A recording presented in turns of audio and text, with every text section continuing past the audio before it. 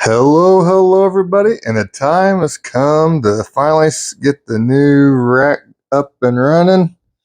We've got a 40-gallon tank down here, another 40-gallon tank here, and I've already started. And in this video, we're going to talk about this tank here. This is a 10-gallon, and our fancy tiger guys that have been living here. Now, admittedly, I am still learning about caridina. I'm still trying to figure it out. And this is a big tank. And they've bred, I've got more than I started with, but not a lot more. So these guys are going to come live in here. And I think a little 10-gallon tank is going to be a lot easier for me to learn with. And so we're going to try these guys in here. This tank, this big 40-gallon tank that these guys are in, will eventually be the home of hundreds and hundreds of orange rillies that are outside in the shrimp farm. So that's why I'm doing this. When you feed yourself by breeding shrimp, sometimes you got to make decisions like this. So what we've done here is I have this float valve that's on this tank, and all it is, it's just tops off for evaporation, top offs. I had one here, and with these rim tanks, I had to grind away just a little bit of that so that would go on there correctly. This little float valve, because these are really made for rimless tanks. But obviously I have a rim on here. So let's see what we got here. I got 2 air pumps in case one of these little tiny nano guys ain't enough. And then I have a very special Asian style filter. Let's talk about that now. All right, so this is what we call an Asian style box filter. There are, see this mesh right here and the spacers in between there. This will be filled up, this little box will be filled up with our active soil. We're going to be using Brightwell. And this is an air driven filter. And so there's an air stone down here. And then it'll move water up and out of this little spout here. And so water will be flowing through the soil, and that'll help maintain the lower pH. It'll buffer the water because it's very soft and has no KH. So we use the soil to buffer the substrate down.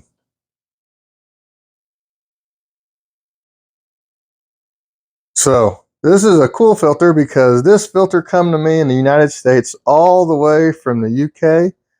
My buddy Leon from Shrimp Mania, he actually makes these himself and sells them on his eBay store. So I'll put a link to his eBay store. Now he will ship internationally. He shipped all the way to the United States from the UK, but it's pretty pricey. But you know, if you're in the UK or over in Europe somewhere where it's a little bit easier to ship to, then I suggest go checking out his eBay store if this looks like something you might want to do. So let's get this thing set up. This is the soil we'll be using. Brightwell. All right, the first thing we're going to do is we're going to fill this guy up. I'm going to use this whole bag. I think it's a 5-pound bag. And we're going to fill this guy all the way up to the brim.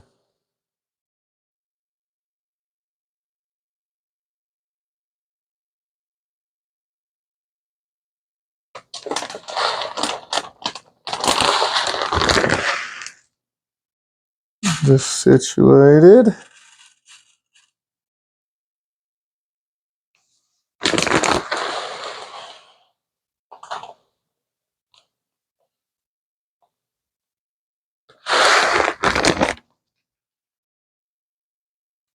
Get that all the way to the very tip top.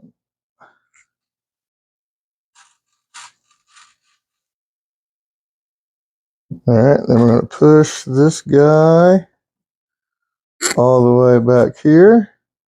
And now this is adjustable, the spout, so then we can get to the water line we want.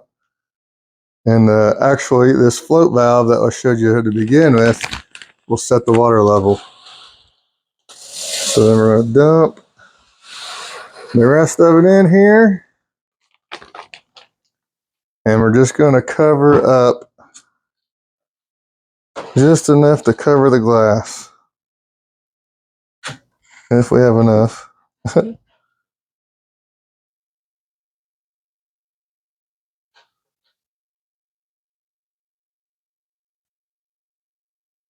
Get this.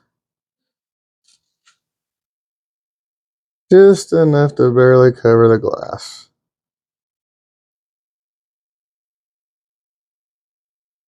All right.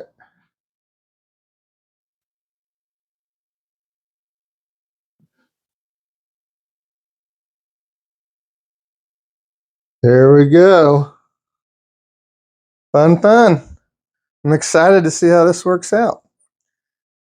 Now we gotta fill up with some RO water.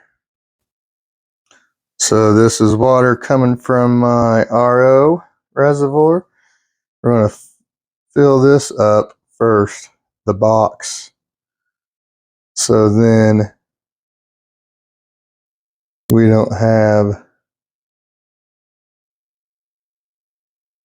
it trying to float on us.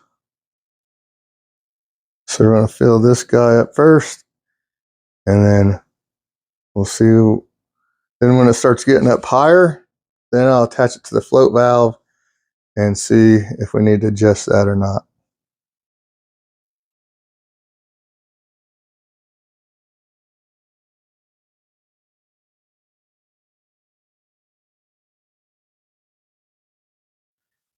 So you see here, I've hooked up the water line to the float valve.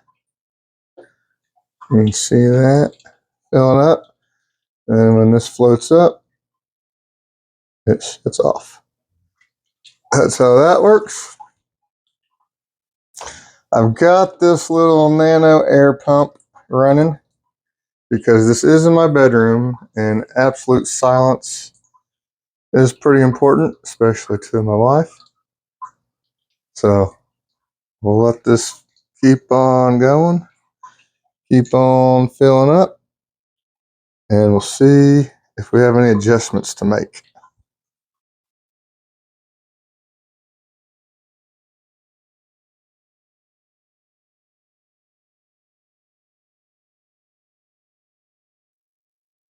Alrighty, so now you can see we're filled up with water. Add a catappa leaf, Indian almond leaf. You're gonna wait. It's gonna take a few days to sink, I imagine. But the bad news is this little air pump guy, this little micro nano guy, didn't even run it. So then I hooked up one of these USB ones, and that's what we have.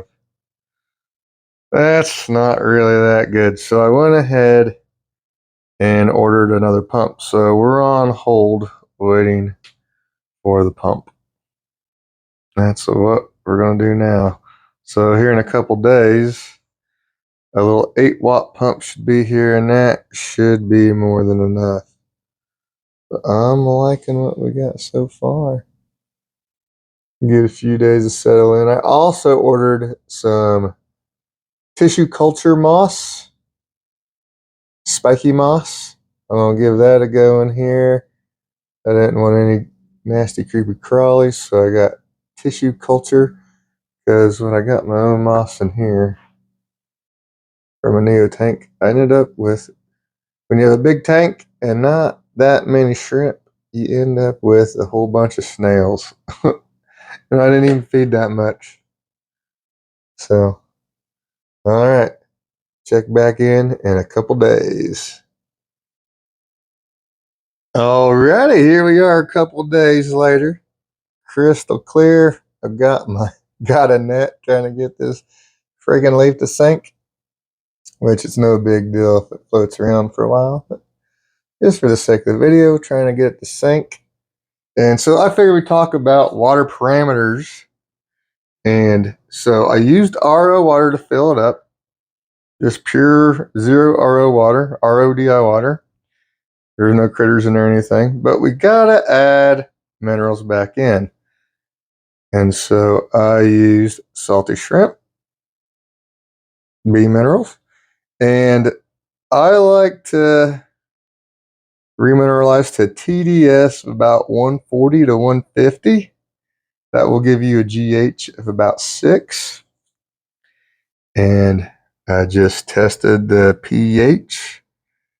And you see here, we're about, I'd say about 5.5. So that's about what we want. That's pretty good. So the bright well and the filter is doing its job. We're still waiting on the new air pump. We'll close out the video with the new air pump. And I'm trying a new product here. I've never tried this before. I've got a lot of tanks to get going. So I need this to get going here quickly. I'm trying stability. So we've already got that process started with that. And these are the guys that are going to live in here. They are so pretty. I like them so much. And if I can have really good, looks like this one might, we have a buried one. Yeah, we sure do. So that's pretty good. So I've had a lot of help from some very successful caridina breeders all over the world because I want to get this right. And so I'm lucky enough to be able to talk to some of these guys, and I'm taking their advice. So what I've done here, I fed, it's a soft water versus hard water thing. Feeding these guys like you would Neos is no good. And I know that. I always knew that. But it's more important than you even think. So I was feeding way too much protein.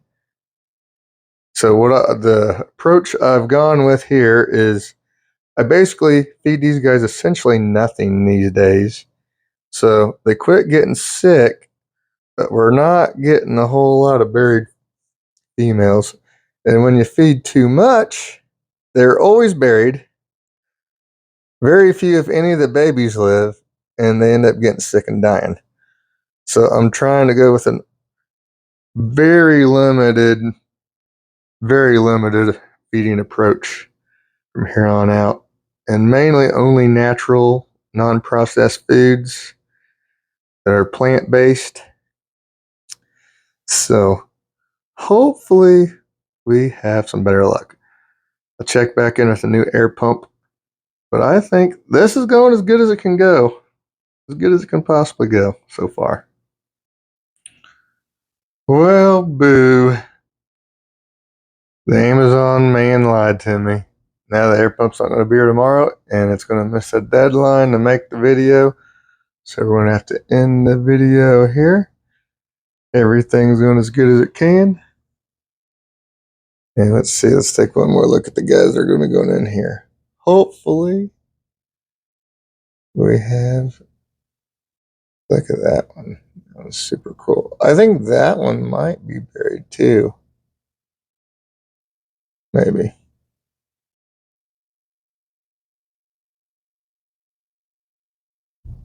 Look at them. That would just make me so happy if I get these guys to take off and do good for me. I like them so much. Some back in there. One that just went back in there. We got some over here. And there's some lesser ones that I isolated in the net. Actually, they don't look too bad. They were young when I put them in there. There's a couple more in there. So I got enough of them. All right, I'll keep you guys posted on the progress of the new tank and my fancy red fancy tigers.